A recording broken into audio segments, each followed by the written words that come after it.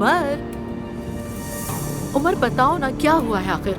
मुझसे नाराज लग रहे हो, कोई बात हुई है? मुझे ये माहौल बिल्कुल पसंद नहीं आया वैसे ज़ैनब। लेकिन कौन सा माहौल?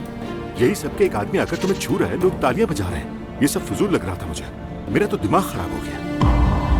अपनी आवाज सुनाई दे रही है तुम्हें? हाँ बिल्कुल सुनाई दे रही है। वैसे मैं तुम्हें पहचान नहीं पा रही इस वक्त। तुम क्यों पहचान नहीं पा रही? उमर तुम अपनी हालत देखो, आईने में जरा देखो ना खुद को, कैसे लग रहे हो? वैसे ज़ैनब मैं नहीं चाहता तुम यहाँ काम करो। क्या? हाँ बिल्कुल सीरियसली कह रहा हूँ मैं नहीं चाहता। उमर मेरी जान, जब मैंने पहली बार तुम्हें इस जॉब के बारे में बताया था तो सिर्फ एक तुम ही वो इंसान थे जिसने साथ दिया।